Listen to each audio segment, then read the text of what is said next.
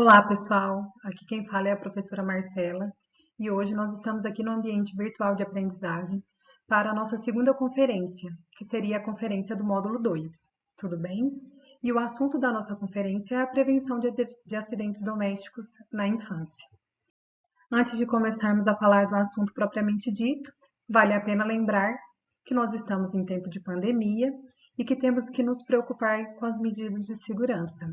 Mas além de nos preocupar com as medidas de segurança, é muito importante destacar que precisamos, enquanto profissionais e estudantes, prevenir e parar de disseminar fake news. Então, nós temos que ter esse cuidado com as pessoas com quem nós amamos. Tudo bem? Mas vamos lá iniciar a nossa conversa propriamente dita. Quais são os nossos objetivos de aprendizagem? Eu vou tirar meu rosto aqui do cantinho um pouco, que são reconhecer as condições epidemiológicas de mortalidade infantil por causas externas, compreender as particularidades do acidente na infância e por que eles acontecem, identificar o ambiente ou os ambientes domiciliares de risco para o acidente com as crianças e preveni-los, e como preveni-los, e correlacionar o perfil da população infantil com os acidentes domésticos. Como assim perfil, Marcela? Faixa etária, né? Escolaridade das mães, outros determinantes para esses fatores que acontecem para o acontecimento dos acidentes domésticos. Voltei aqui. As nossas referências o Plano Nacional da Primeira Infância, que é um projeto para o mapeamento e diminuir, né, os acidentes na infância, e o Tratado de Pediatria, especificamente na seção 3, certo? Na nossa seção 3, e o link vocês conseguem acessar lá na minha biblioteca virtual, ok? O livro que nós estamos usando tem essa carinha aí, o Tratado de Pediatria e a nossa referência do Manual de Mapeamento de Acidentes na Primeira Infância. Onde mais a gente pode ler sobre isso? A gente pode ler sobre isso no site da Criança Segura Brasil. Lá tem bastante informações pertinentes, tem dados estatísticos, tem cursos, tem manuais de orientação e também na própria Sociedade Brasileira de Pediatria, que também tem opinião de especialistas bem conceituados e está bem organizado o site para vocês olharem também lá no site da Sociedade Brasileira de Pediatria.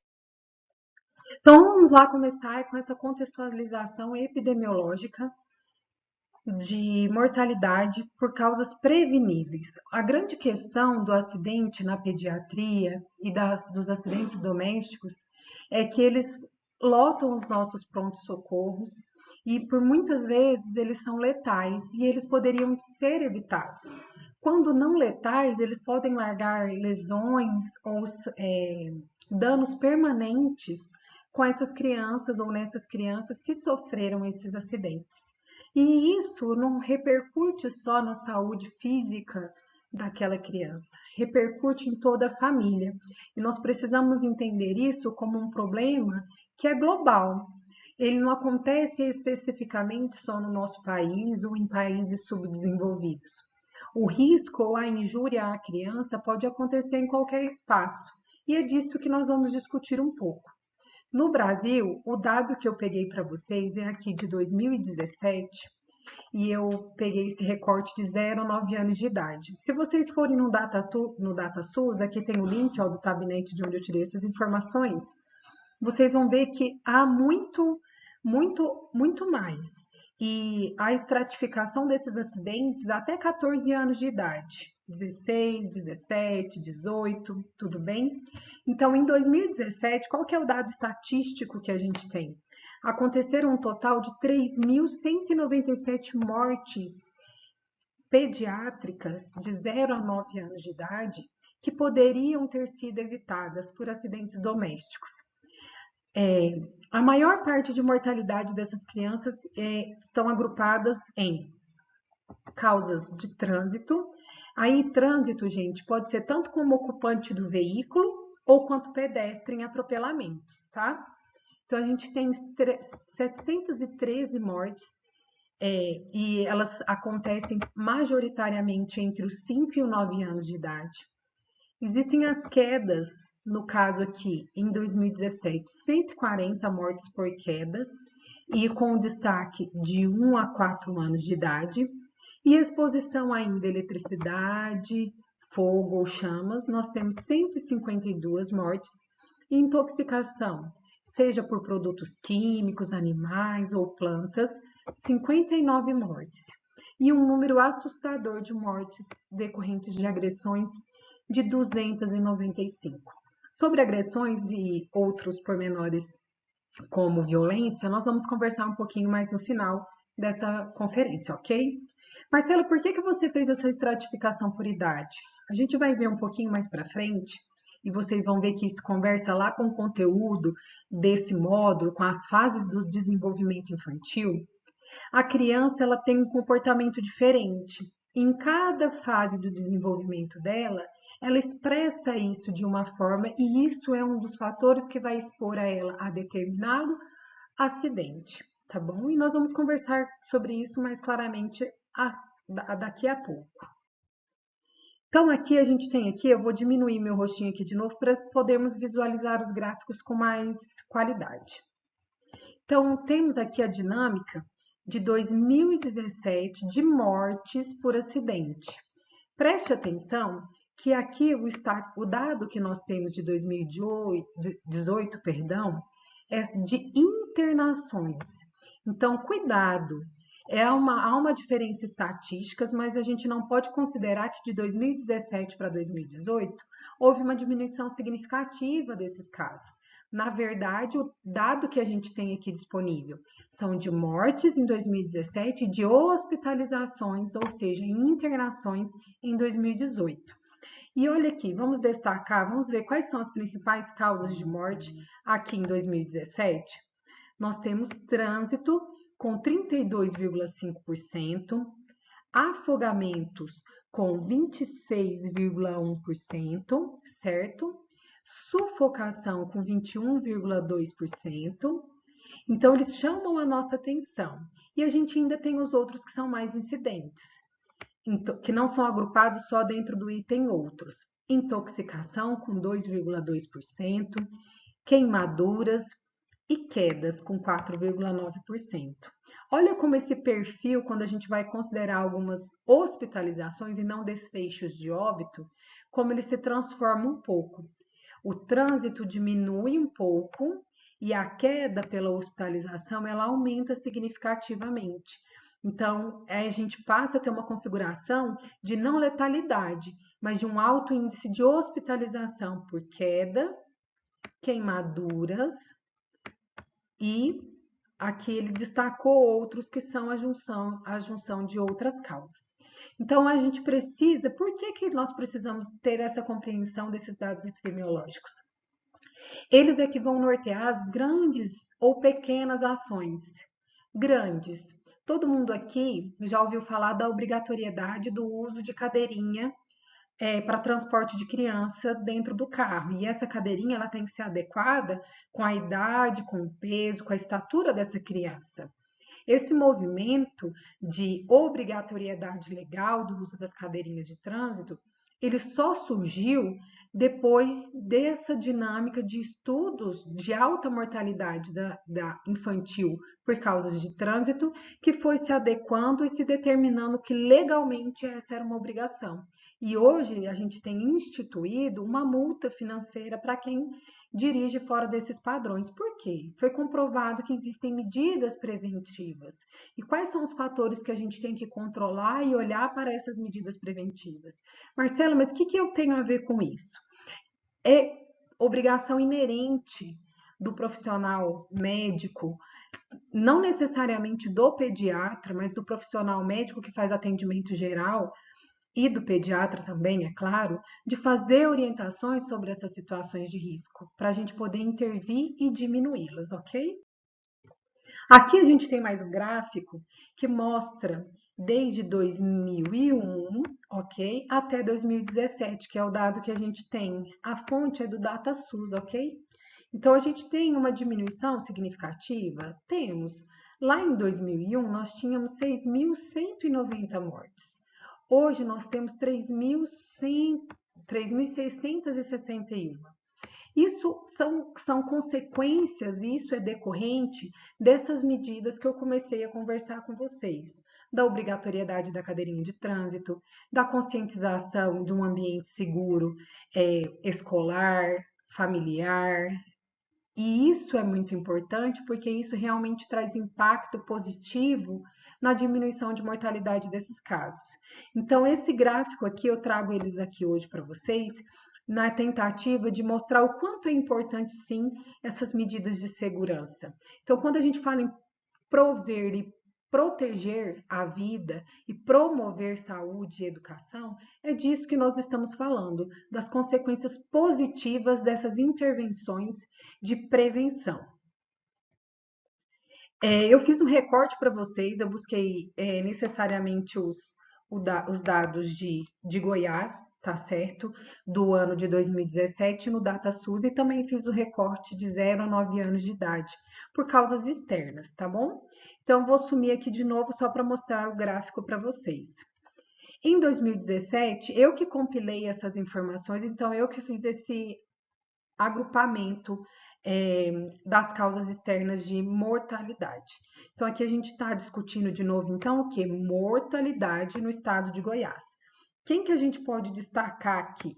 Acidentes de trânsito, e eu pus aqui todos os tipos, como ocupante, como pedestre, tá bom? Afogamentos e riscos de acidente de respiração. Quais são esses riscos? Sufocamento, né? O engasgo com uma evolução para uma parada cardiorrespiratória sem sucesso de reversão, tá bom? A gente tem ainda as agressões com 10% dessa mortalidade e temos outras causas, além das exposições às forças mecânicas, a fogo, fumaça, e aí a gente ainda tem que destacar aqui, que é um número relevante, as quedas. Nós precisamos compreender qual é o cenário do nosso estado. Será que ele difere dos restantes, dos outros estados do país? Será que há um movimento epidemiológico diferente? Qual que é a cultura do nosso espaço de saúde? Como eu tenho que promover e quais serão as ações efetivas para eu intervir nesses dados? Então, aqui a gente precisa começar a pensar em algumas definições do que de fato é injúria, como que isso acontece. E aqui eu acho muito interessante, porque lá no Tratado de Pediatria de vocês, e é de lá que eu tirei grande parte da aula de vocês, para não dizer a maioria, tá? Então, se vocês lerem o capítulo que eu falei, a seção 3, vocês entenderão tudo e terão a aula completinha, tá bom? Então, a gente precisa entender, e aqui ele remete muito à física, né? O que é de fato o acidente? Então, essa troca de energia que vai gerar o dano corporal. Só que há uma discussão sobre qual que é esse dano que é gerado. Será que é só uma lesão física?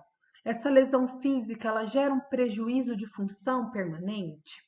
Ele gera danos psicológicos? Será que uma criança que estava envolvida em um outro acidente com outra criança por arma de fogo, por exemplo, que o desfecho de uma delas é o óbito, qual que é o estado psicológico da outra criança que estava envolvida? Então, nós temos que pensar em todos esses fatores, em todas essas trocas de energia com o ambiente, porque essa vai ser o resultado, essa é a injúria. É quando eu tenho essa troca de energia que resulta num dano para esse indivíduo. O acidente, ele é um evento que causa essa injúria e a gente considera ele como não intencional. Mas a injúria, ela vai gerar o dano, o trauma, a lesão e ela é considerada um fato súbito. Então, é o que a gente pode conceituar de acidente. Ninguém espera, ninguém prevê, ninguém se dá conta de que ele pode acontecer e quando acontece, ele está lá fazendo uma parte significativa daquelas estatísticas, levando à morte ou a lesões ou a danos de prejuízo de funções permanentes para essas crianças, tá certo? Então, o Ministério da Saúde, ele fala que agravo é qualquer dano à integridade física intelectual e social desse indivíduo, que pode ser provocado por circunstâncias nocivas, como acidentes, intoxicações, abuso de drogas e lesões auto ou hetero-infligidas. Isso é muito importante quando a gente discute a saúde do adolescente. Por quê? Porque hoje a gente tem vários desdobramentos de adoecimentos emocionais que geram lesões autoinfligidas. O que é isso? É quando o próprio adolescente machuca o seu próprio corpo, faz algum dano físico ou uma lesão física que pode gerar alguma consequência física ou de função, e nós temos que considerar as situações emocionais. Então, Marcelo, mas por que isso entra em acidente? Será que ele estava sob supervisão? Será que havia um adulto responsável por esse adolescente, pronto para orientá-lo? Então, nós temos que levar em consideração todos esses fatores, tudo bem? Por isso que a gente entra agora discutindo. Então, nós precisamos ter noção de que dentro desse ambiente existem componentes. Então, a gente considera que há um cuidador responsável por essa criança, existem os fatores ambientais. Então, o cuidador responsável, ele é qualificado para estar cuidando daquela criança? Ele não está sob o uso de drogas ou entorpecentes ou alcoolizado? Todos esses fatores geram perturbações no equilíbrio desse ambiente. E o desfecho dessa perturbação é o evento desencadeado do acidente doméstico. No ambiente, a gente tem que considerar casa. Aí a casa se desdobra em vários ambientes: o banheiro, a sala, a cozinha, a garagem. Então, existem outros desdobramentos. A escola tem a sala de aula, tem o playground, tem o estacionamento. Temos que pensar em todos esses espaços que compõem esses ambientes maiores. Tudo bem? Vou sumir aqui de novo para que vocês possam ver. Então, temos o evento. Então, quando eu tenho algum fator que promove o desequilíbrio ambiental, acontece o evento desencadeante. Ele pode ser o quê? Um atropelamento, uma colisão, submersão, no caso de afogamentos, exposição à arma de fogo, quedas, agressões. Então, há troca de energia e ali eu vou ter a injúria acontecendo, que a injúria propriamente dita vai ser o traumatismo, queimaduras, né?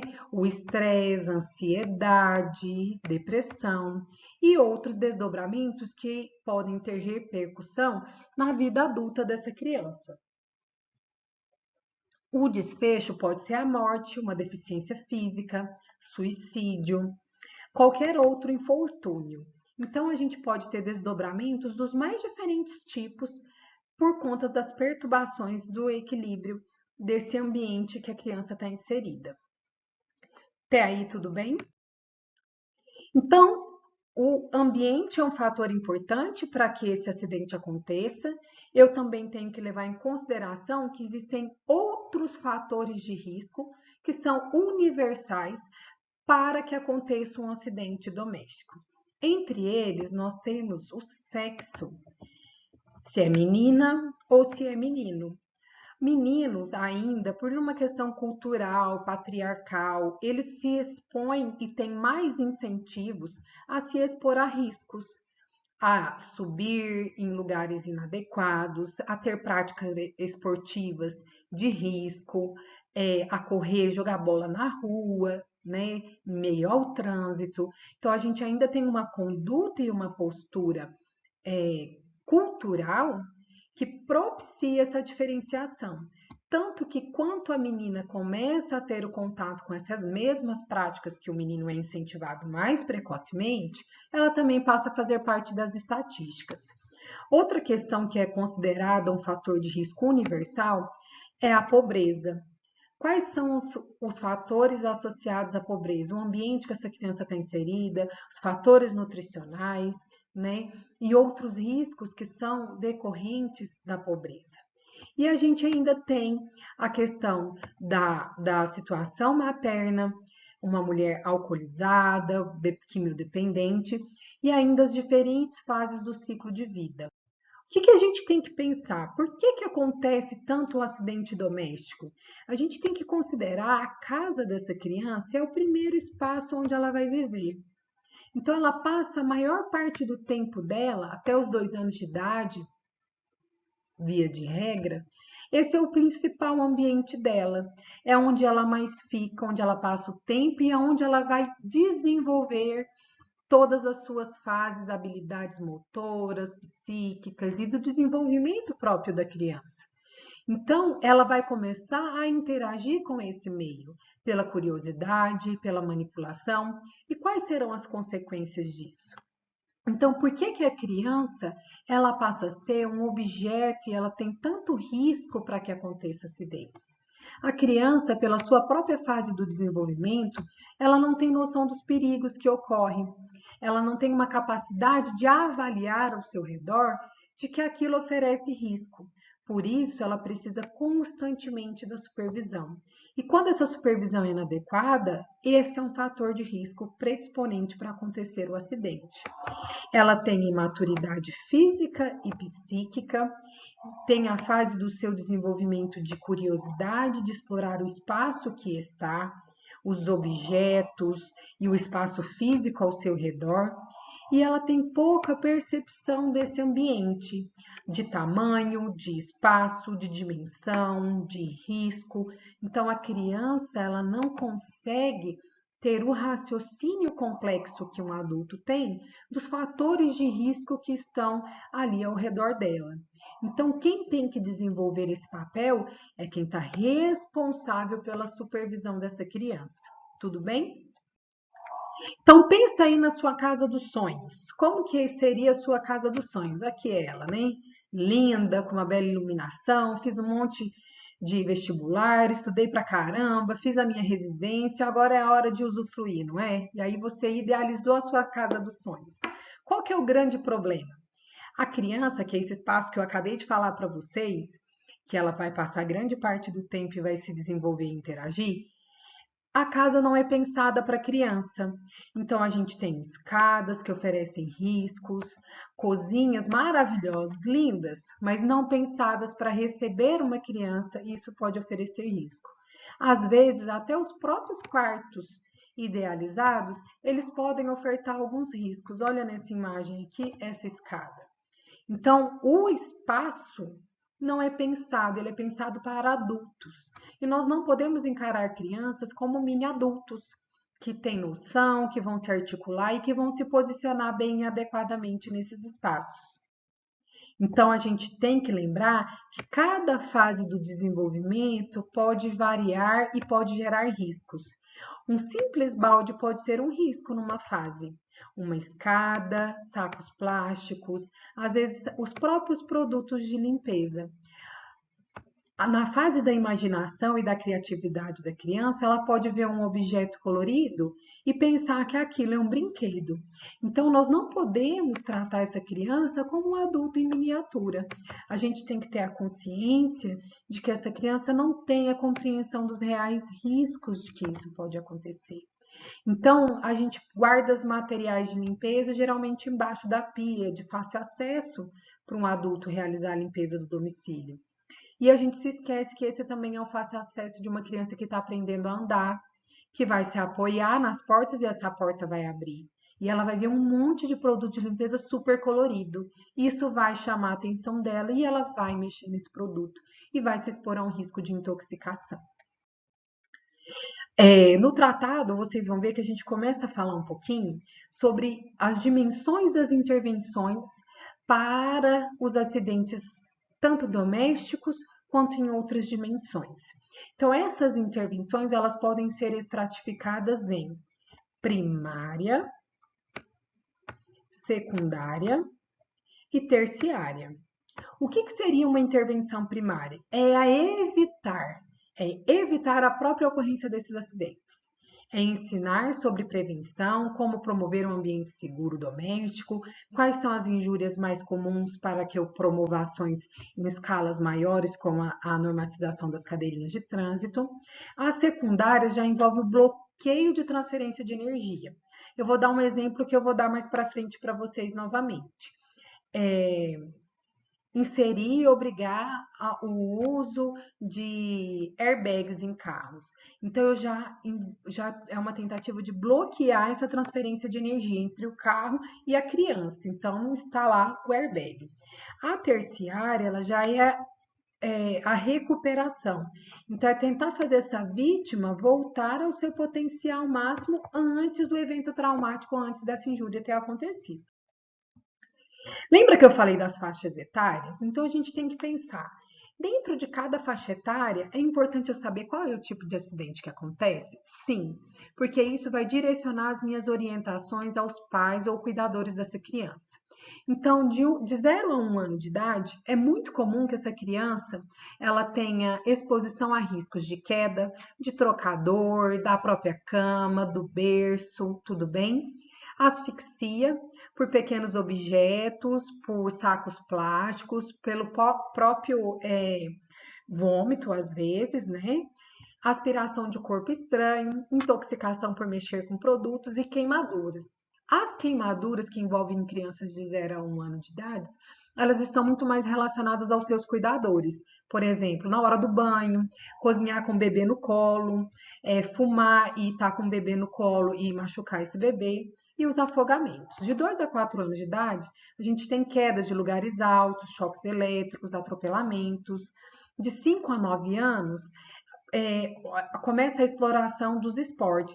Então, as bicicletas, skates, patins, tudo bem? E de 10 a 19 anos, a gente tem os acidentes associados a práticas esportivas e um plus aqui na intoxicação, porque é uma descoberta da adolescência, tudo bem? Então, a gente tem drogas lícitas e drogas ilícitas. E a gente tem que considerar também as automutilações, que eu já fiz uma pontuação na nossa própria conferência hoje. Então, essas intervenções, elas vão ser direcionadas principalmente para essas principais causas de morbidade e mortalidade: asfixias, queimaduras, intoxicação e choque elétrico e afogamento. Então, aqui temos aqui o menininho caindo de boia. Será que está suficiente essa boia? Será que ele não está exposto a risco, né? Vocês vão ver que lá no tratado de vocês, na página 121, existem alguns checklists de prevenção para esses itens que eu falei aqui com vocês. Nós não vamos falar todos, porque senão nós nos delongaremos muito nessa aula. Mas friso que é importante a leitura de vocês para isso, tudo bem? Então, aqui é um deles e eu vou destacar uma parte aqui com vocês, que é bem interessante. Então, eu destaquei aqui, deixa eu apagar aqui que foi sem querer. Então, eu destaquei aqui com vocês. Será que esse aqui é um checklist para checagem da casa segura, tá bom? Será que se essa casa tem escadas, elas estão protegidas? Tem portões nas duas extremidades para evitar quedas? Todos os produtos tóxicos, tipo medicamentos, produtos de limpeza, estão guardados nos recipientes originais. Isso é muito importante, porque se alguma criança chega com um quadro de intoxicação, eu preciso saber qual foi a substância que intoxicou ela, né? As janelas, se são altas, elas dispõem de grades de proteção. Há fios elétricos expostos, descascados ou rachados que expõem a risco de choque elétrico. Há algum móvel ou mesa ou cadeira próximo de uma janela que possa possibilitar a curiosidade dessa criança e ela cair? Aqui tem outras listas que eu só vou mostrar para vocês que vale a pena dar uma olhada, que é a checagem do banheiro e da sala. Por exemplo, tem lareira? Isso não se aplica à nossa realidade, mas as cortinas e os cadarços, eles têm pendentes? A criança pode se sufocar com aquilo e mexer e brincar com aquilo? Queimaduras. As queimaduras elas podem ser de várias origens e elas são muito tristes e muito recorrentes em crianças. Tem queimaduras por água de banho, por mexer com panela, manusear fogo, fogões e até queimaduras solares que se complicam bastante, né? Então, quais são algumas medidas? Eu preciso verificar a temperatura desse banho. Eu uso a mão, uso o termômetro. Eu não vou falar todas as medidas de segurança, tá bom? Por isso vale a pena ir lá no capítulo e ler. Mas eu vou destacar algumas aqui que são mais lúdicas, mais legais e mais importantes, tá bom? E o que está acontecendo aí no momento? Vai dizer que nenhum de vocês viu um vídeo de alguém pondo fogo na mão aí no Instagram. Então, o álcool é um dos grandes vilões que a gente tem. Eu já vi queimaduras horrorosas em crianças com álcool ou gasolina, combustível mesmo. E as pessoas estão manuseando muito álcool 70%, álcool em gel, por conta da pandemia. Vale a pena olhar e orientar as crianças sobre isso, porque pode gerar uma queimadura grave e severa. A gente precisa ter prevenções com choques elétricos. Como que a gente faz isso? Evita a exposição de muitos fios. As tomadas elas devem estar tampadas e bloqueadas. A gente não deixa disponível para a criança materiais metálicos que ela possa inserir. A gente toma cuidado também com os próprios equipamentos eletroeletrônicos, tudo bem? A intoxicação é um caso muito sério, porque ainda há e ainda é comum esse armazenamento de produtos de limpeza dentro de armários de fácil acesso. Então, qual seria a intenção? Não mudar esses materiais de invólucro, guardar em seus invólucros originais. Existem travas que podem ser colocadas nas portas desses armários e ainda não colocá-los em locais de fácil acesso a essas crianças, né? A asfixia também é campeã. Então, o que nós temos que observar? A criança ela pode ter asfixia desde com um saco plástico, com um grão de arroz, feijão ou algum cereal, com moedas e com os próprios brinquedos. Será que então aquele brinquedo é adequado para aquela faixa etária? Então, por isso que é importante as normatizações do Inmetro, ok? Quanto às quedas, vou até sumir aqui porque essa imagem me assusta bastante. A gente não deve largar crianças sozinhas em trocadores. Lugares altos eles devem ter portões ou portas que limitem o acesso dessas crianças, como escadas e tudo mais. E ainda sobre as quedas, eu quero conversar uma coisa assim bem interessante com vocês. Vou até sumir aqui um pouquinho. A criança ela tem uma desproporção corporal. Até uma certa idade de 0 a 24 meses, a gente tem que fazer a verificação sempre do perímetro cefálico. Então, ela tem um crescimento muito acentuado no primeiro ano de vida da cabecinha, ou seja, a criança é cabeçuda. Então, isso gera uma desproporção, um equilíbrio, muda o eixo de equilíbrio do corpo. Então, a criança tende a cair para frente. Muitas crianças, e essa é uma notícia que eu trago aqui para vocês, olha só, de 2019, não ficou bom para ler, de 2019, de uma criança que morre afogada dentro do balde, né? Então, ela cai, olha essa criança aqui, se ele se vira e cai dentro desse balde, será que ele tem, os pezinhos deles vão alcançar o chão para ele sair dessa situação? Será que vai ter produto químico dentro desse balde e ele pode broncoaspirar? Então, tudo isso tem que ser levado em consideração. Os afogamentos, infelizmente, eles são muito reais e eles acontecem quanto menos se espera, né? E para evitar isso, tem que se considerar quais são as medidas de segurança. As piscinas ou devem ser cercadas, ou elas devem ter tela ou uma cobertura rígida sobre ela que não permita que essa criança afunde dentro dessa cobertura e deveriam ter supervisão, né? E não sair rolando por aí correndo um risco desse. Lembra que eu falei para vocês que os fatores de exposição eles são importantes? Então, nós temos que considerar os outros espaços, o meio rural, os shoppings, os parques de diversão, até os próprios hospitais, eles devem ter algumas medidas de controle, né? Então, no meio rural, o que pode acontecer? Acidente com animal peçonhento, mordedura de cães, intoxicação com plantas e outros produtos, né? No shopping, a gente tem elevador, escada rolante, os próprios playgrounds, né? A criança pode se perder dos seus pais. E o hospital ele deve ser um ambiente acolhedor, de acesso fácil e seguro e saudável para essa criança. E agora, para finalizar, eu gostaria de destacar algumas coisas que são bastante importantes e nós temos que atentar, porque é muito comum a criança chegar no pronto-socorro com algumas marcas e nós temos que estar ligados. Opa, será que isso aqui não foi alguém que quis gerar uma lesão intencional nessa criança? Olha que imagem forte, isso daqui lembra o que para vocês? Né? Então, será que essa criança foi marcada com garfo? Então, nós temos que chamar o conselho tutelar, nós temos que conseguir identificar lesões que são causadas intencionalmente, né? Para a gente conseguir tirar essa criança desse fator de exposição a esse risco para a saúde psíquica e física dela. E não podemos deixar de falar de algumas situações que são importantes para bebês. Vocês já devem ter ouvido falar da síndrome do bebê sacudido. Às vezes, uma simples brincadeira de jogar a criança para cima, a gente pode causar lesões encefálicas nessa criança pelo choque com a própria parede craniana.